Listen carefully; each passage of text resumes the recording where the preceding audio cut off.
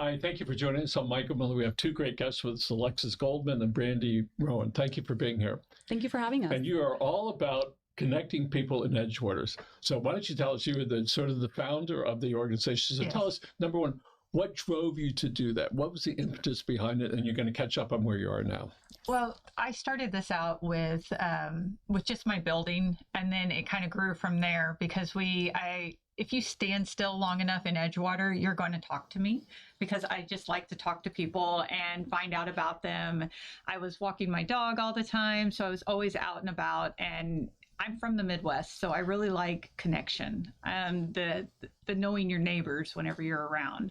So if you stood still long enough, I would talk to you, and it started where we were always just talking out on in that the corner, and random people would walk by, and just start talking to them. Yes, No, if they were standing still, I would stop and talk to them. If they were standing there with their dog and their dog was sniffing, I would stop and talk. Give us the boundaries, if you will, general boundaries of Edgewater. The Venetian up to it goes up to from 16 to about 39 Street on Biscayne, and it covers a big area in that vicinity. It's got sort of almost regal to live there. Yes, I think it's expanded from just the bay side and the water side more into like Northeast 2nd. So I think there's areas in there that call themselves Edgewater. So they say we're near Edgewater. Yes. Yeah. I like people down the south end. They go, I live in Pinecrest. I go, actually, Pinecrest is on the other side of the highway. We're close to Pinecrest. Yeah. And so Edgewater's gotten real recognition recently. So tell us about your connection and what causes you to join in. Yes. I think Edgewater has become that up and coming area where everybody is wanting to live now. It's definitely become like Brickle popular. And I got to Brandy's chat because there was a community that was coming together for a dog that was in need and a balcony. And there was a dog that some of my people that were on this chat, they could see this dog on this balcony during this cold snap last year. And it was so cold, and it was a little bitty chihuahua, no bigger than your two hands. And it was out there shivering. It had no cover. It had no food. They never saw anybody come out and take care of it or anything. Yeah. So they put out a call to find out whose apartment that was. So as the community coming together, we all joined forces to meet at this building, and we demanded to meet up with the property manager, the HOA. Who are these ladies over there? What are they doing? It was wild. We had to sit in. The cops were called. We're not allowed to go back to that building called because the cops. of the chihuahua. And then in that gathering of all these community members, I discovered that there's this Edgewater chat. And I'm like, oh my God. So I ended up joining the chat over a little bit like a year ago. And, from there we started evolving. I started getting more participative of the chat. And, until one day, Brandy invited me to be more, to collaborate more. We recently had a farmer's market that joined our park in Margaret Pace Park. And so I started posting about the Margaret Pace Park, and she's like, oh, the farmer's market. And she was like, I love how involved you are with the community. I would like to invite you to be more collaborative on the chat. And that's how our relationship started from there. So did you ever imagine 25 years ago, say one day we're going to have this thing, we're going to be able to talk to a whole group of people that we barely know, and we're going to do it on our phones? No, I mean, not even in my time did I imagine that, because even, when I was growing up, we didn't really have so much access or use of phones. Like I remember the flip phone that we used to have, and it was like a mission to take a picture on that. So I never imagined that. No, and it has its pros and cons because it's a good way to connect with people. But I think that at the end of the day, people are seeking connection outside of the phones and social media. And I think that, Brandy and I, this is exactly what we're trying to do, build community, engagement, and connection outside of just that online connection. You come from the Midwest? Yes. You had some horses growing up? I had horses. My first phone had a really long cord, and it did the little dial thing. And Alexis is going, what? No, yeah, I used to have that as well. Trust me. I'm 41 years old, believe it or not. So I was part of I got an 8-foot extension. Wow, you'd be in the bedroom. That was very fancy at the time. We're taking it from the phone. We're starting these relationships on the phone, but we're taking it from the phone to the actual Edgewater. We're doing the events where you actually get to meet those people that you see that stuff going on. So it's fun. When we look at the animal kingdom and the plant kingdom, we think about how they want to be in groups. Horses are a perfect example. Yes. Absolutely. We had a neighbor with a lot of horses, and they would be running around the property. They would sometimes they do it to get the other ones to engage it. We see that with birds. They're like this. Birds are like this. One The step animal forward. kingdom Yes. is very united. Yeah. Yes. And so we recognize that within ourselves that we want to have some connection. Absolutely. What are you going to tell? You have children? I don't know. Okay. Well, I have a dog. She's my child. What are you going to tell your children and your grandchildren? You know, there was a time we used to really talk a lot more than we do. So how do we move from being on the phone 16 hours a day and almost no contact to making it a little bit closer connection? So, I think that's really the mission that we are on right now. We have been hosting community events. We just had one at a venue that opened up in Edgewater. It's called Color Me Mine. And within 7 days of it opening, we packed the house. It was a sold out event with a lot of people that are seeking that. People want to be engaged and want to be connected. And that's where we are now. We want to continue bringing these events to our community and to our neighbors so that we can continue building that connection, because it's important. Like you said, I mean, we are part of the animal kingdom at the end of the day, right? And we strive for that interaction. Randy, what's going to keep the group together after the initial honeymoon? Isn't this great? Well, we've been together for a long time because I started this group in 2018. So it's grown from there. Alexis has really put a shot in the arm on this. She's really given us the B vitamins and getting us out and running around and doing so much stuff. But that's what's going to keep us together, is doing those events and keeping that going and still keeping the core vibe that we have going on. That's what we strive to do. We keep the core vibe of it's just neighbors hanging out, chatting, asking questions, and just being community, because they ask for recommendations. They give stuff away. They do all sorts of fun stuff on there. And you even had two older ladies that met up to watch the sunrise together and to hang out. So we're connecting people that are digitally, that are actually connecting in person and being able to go and do fun things, and they're not as lonely. Yes. Yeah, that was a wonderful story of those elderly ladies in our community joining forces. And we strive to continue bringing creative ideas through our Instagram now, our Edgewater community. We're starting. Excuse me for not knowing, is the handle the right word? What's your Instagram? Our Edgewater community. Our Edgewater community. Maybe we can put that up there. Yes. So through our Edgewater community, we're going to be starting a new series. It's going to be called Neighbors Spotlight. And a lot of these groups that are out there are focused and more tailored on partnerships and sponsorships and highlighting businesses. And we want to turn the table to highlight the neighbors and the residents in our community. So we're going to start this series once a month, featuring important players and people within our community that are part of that community building and uniting people. And our first feature is going to be the farmers market people, East Coast Marketplace, who are doing just that. The impact on somebody's soul when they get recognized for whatever it is lasts for years and years. Yes. Young lady came in and she says, Michael, you have this, hey guys, called Positive People in Pinecrest, typically young people. Yeah. Young lady came in the other day. She was not quite as young as you are.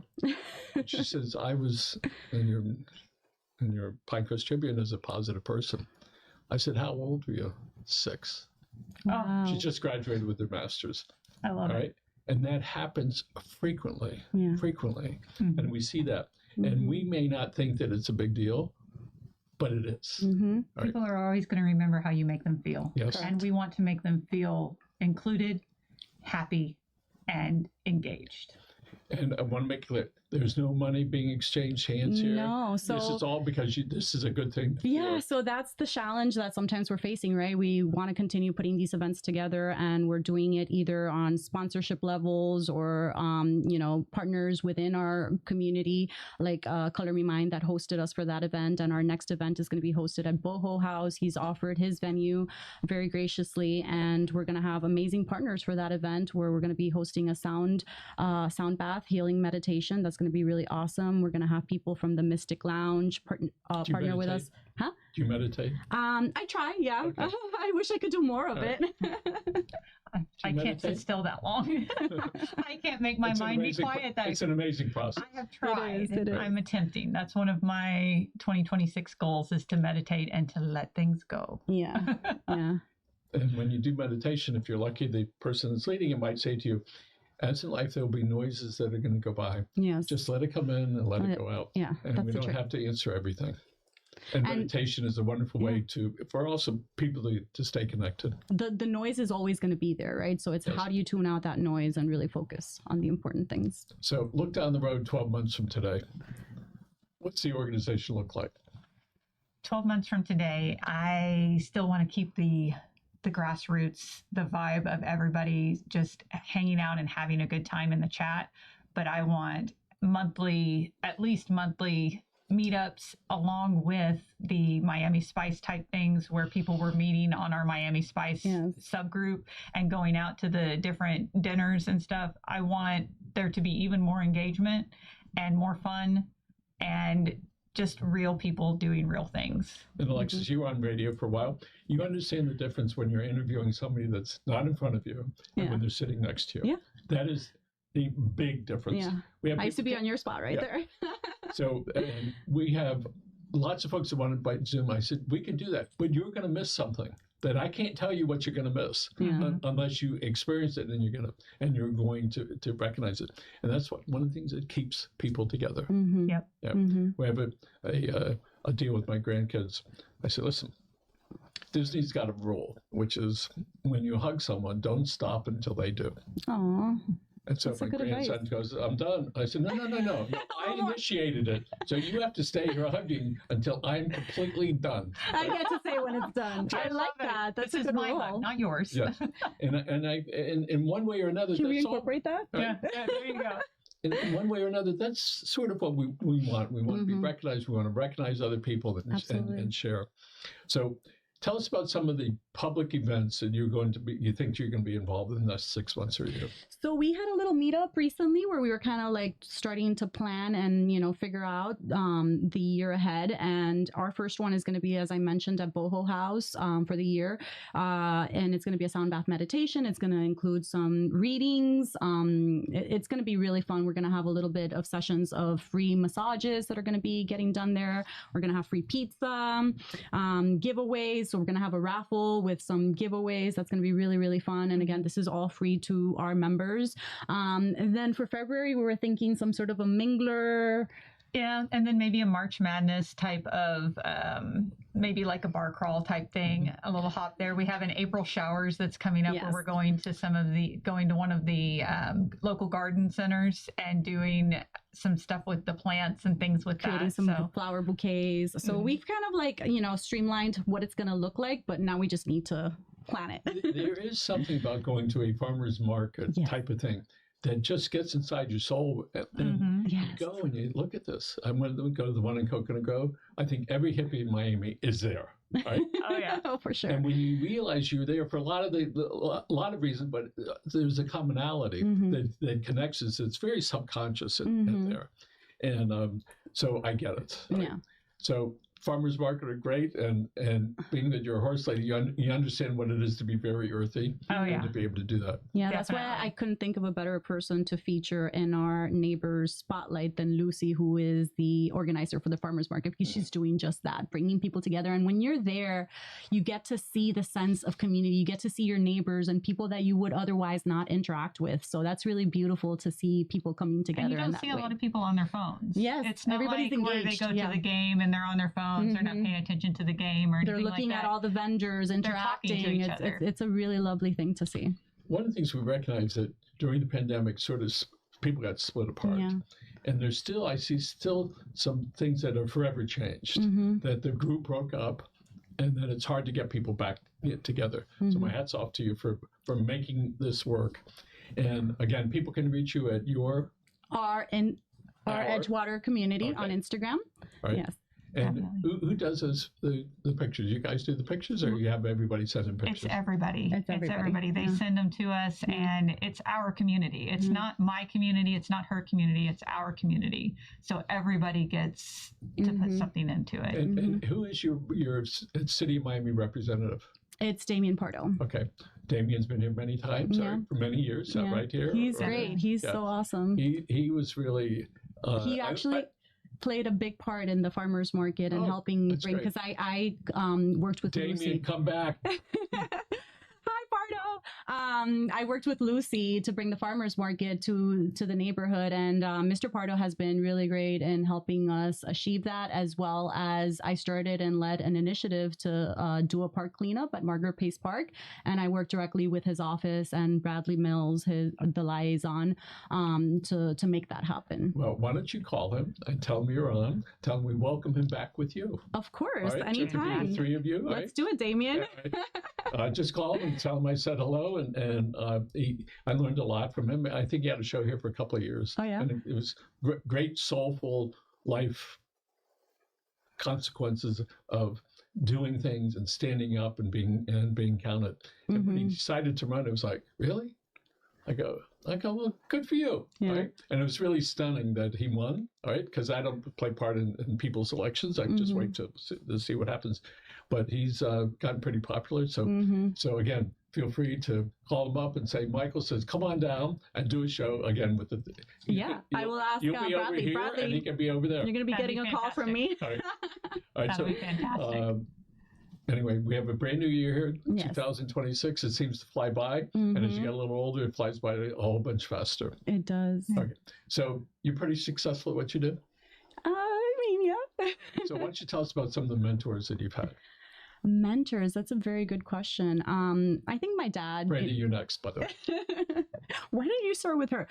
No, I'm kidding. My dad has definitely been a huge mentor for me. I was adopted when I was 6 years old, and my dad has always been a figure that has helped guide me in so many ways in life. So I would say definitely my father. Wonderful. All yours, Brandy. I know you gave me a little extra time to answer that question. I've had many different mentors as I've gone through. I really believe in people come into your life for a season. I'm the oldest of 10 children from the Midwest. Wow. So I have been that mentor. I haven't really had the people that have been the big in my life. I'm Generation X, so we're kind of a little bit of loners with that. So I seek out the people that can help me the most with what I need at that point in my life. I seek out the people that help me bring community together.